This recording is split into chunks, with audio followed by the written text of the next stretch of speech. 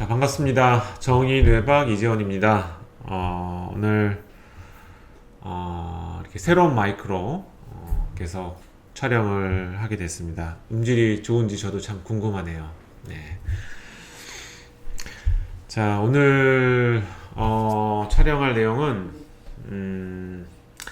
왜 이런 정신과 병의 이제 유전력에 대해서 이거에 대해서 궁금해하시는 분들이 좀 많아서 그거를 좀 하나씩 뜯어서 좀 정리를 해볼까 해요. 네. 왜 인간이 이제 가지고 있는 병 중에는 유전병이라고 하는 게 있죠. 유전병. 그래서 이제 이게 멘델리안 유전 법칙에 따라서 유전이 되는, 그래서 엄마나 아빠 중에 한 사람이 이런 어떤 병을 갖고 있다. 그랬을 때 우성 유전이 돼서 둘 중에 하나라도 있으면은 유전이 되는 이런. 그래서 뭐 이런 걸 뭐 옛날에 생물학에서 이제 멘델리안 법칙이라서 아마 많이 배우셨을 거예요. 이제 이런 유전병이라고 하는데요. 사실 정신건강의학과에서 주로 이제 생기는 여러 가지 병들은 이 유전병은 하나도 없습니다. 유전이 되는 병은 하나도 없어요. 그 말은 부모가 어떤 병을 갖고 있다라고 해서 그게 반드시 자녀에게 물려받게 되는 이런 거는 아닌 거죠.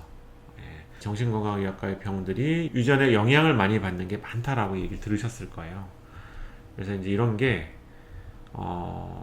이제 유전적인 성향을 갖고 있는, 유전병은 아니나 유전병인 성향을 갖고 있는 이런 병에 해당이 되는 거죠. 그래서 뭐 대표적으로 이제 조현병이라고 하는 병. 그래서 조현병은 만약에 이제 부모가 아무도 이제 가족 내에 이제 유전적인 경향이 전혀 없다라고 한다면은 한 1%가 조금 안 되는 이런 유병률을 갖게 돼요. 근데 이게 만약에 부모 중에 한 명이 이제 조현병이 있는 분이다. 그러면은 이게 거의 한 9배, 10배 정도로 유병률이 올라가게 돼요. 그래서 10명에 1명 정도로. 자, 그래서 100%나 아니면 50%나 이런 확률은 아닌 거예요. 만약에 유전병이면 부모가 둘 중에 한 분이 조현병이면 자식이 100% 조현병이 되거나 아니면 뭐 절반이 조현병이 되거나 이제 이런 퍼센트가 돼야 될 텐데 그렇게 되지는 않는 거죠. 유전적인 요인이 전혀 작용하지 않는 것은 아닌데 이게 여기에다가 환경적인 요소가 결합이 되어야지만 어떤 발병으로 이어지게 되는 이런 병들이 거의 대부분이다라고 이제 볼 수가 있을 거예요. 또 이제 정신과에서 이제 주로 다뤄지는 병 중에는 이런 뇌의 어떤 기질적인 요인들, 왜 신경과나 이런 곳에서는 맨날 가면은 CT, MRI를 찍는데 정신과에서는 아주 그게 빈번하게 이루어지는 것은 아니거든요. 그러니까 정상을 확인하기 위한 정도지. 이 말은 뭐냐 하면 뇌에는 기질적인 이상이 없는 상태에서 어떤 병이 생기는 경우가 많다라는 걸 나타내는 거겠죠. 그죠? 그래서 그럼에도 불구하고 뇌 안에 어느 부위에 이상이 발견이 되는 몇몇 병이 있습니다. 몇몇 병이. 그래서 대표적으로 조현병이 뇌 CT나 MRI 찍었을 때 나타나는 이상은 뭐 많이 나타나는 건 아니에요. 아주 미미하게 나타나지만 여러 가지 신경계 검사를 해보면 뇌가 조금은 약하게 만들어졌구나 라고 하는 거를 알 수 있는 증거들이 나오게 되는 거죠. 그래서 이제 이런 병, 조현병, 또 이제 강박증 이런 것도 전통적으로 놓고 봤을 때는 강박증에 이제 뇌 안에 심부 기저핵이라고 하는 부분이 있어요. 이제 그 부분에 특정 부위에 어떤 이상을 동반하게 되는 경우가 좀 많다. 그리고 이제 우울증 중에도 이제 내인성 우울증이라고 하는 게 있어요. 대표적으로 가족력이 있는 우울증이라고 보시면 될 텐데, 가족들이 막 다 뭐 할아버지도 아버지도 뭐 계속 우울증이 있으셨어요. 그러면은 나도 유전적인 요인, 소인이 굉장히 강한 이제 우울증 집안에서 태어났을 수도 있는데, 이런 경우에 또 뇌에 전두엽 부위에 조금 약하게 만들어진 부위가 이제 발견이 된다라는 이런 보고도 있고요.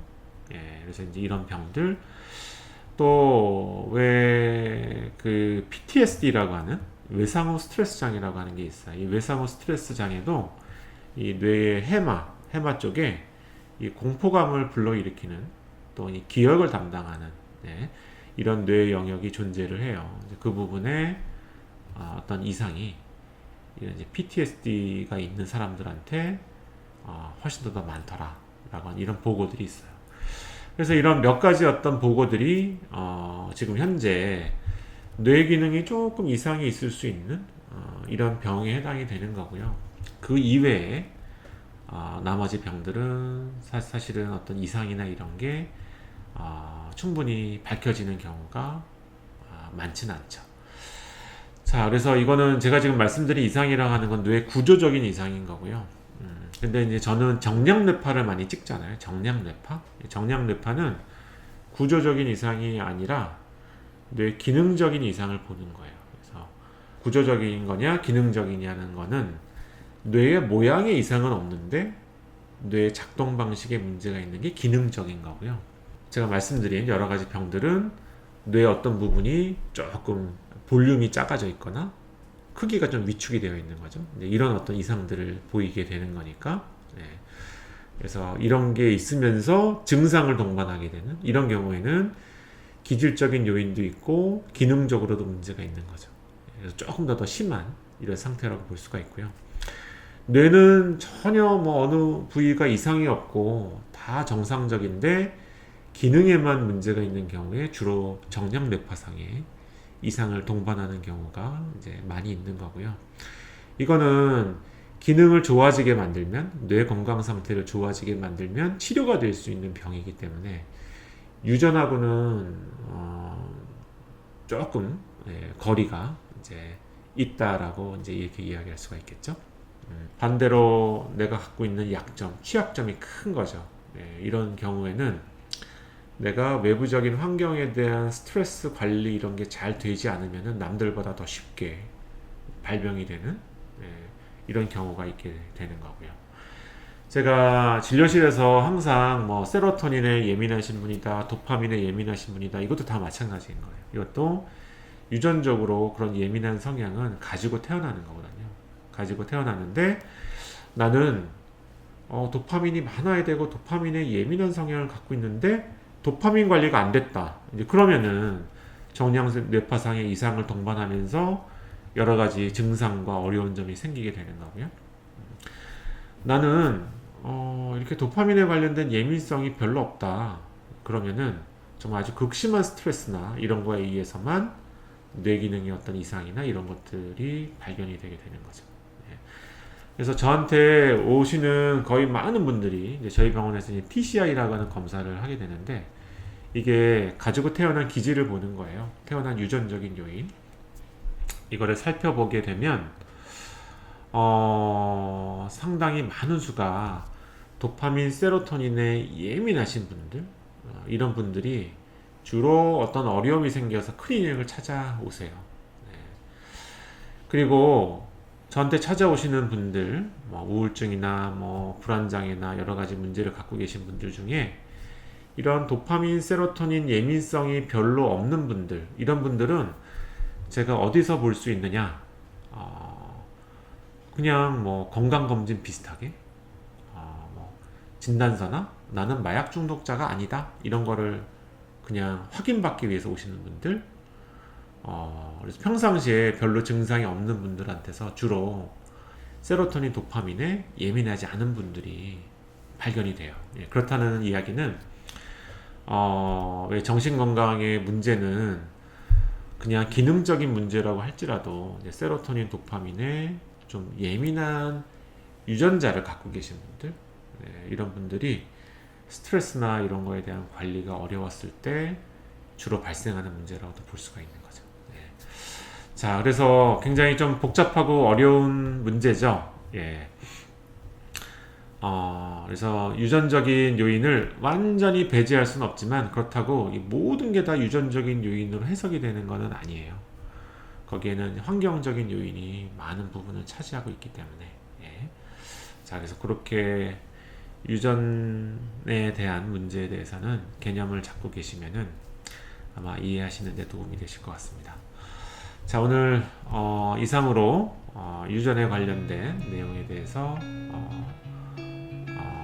방송은 마치도록 하겠습니다. 자, 끝까지 경청해 주셔서 감사합니다.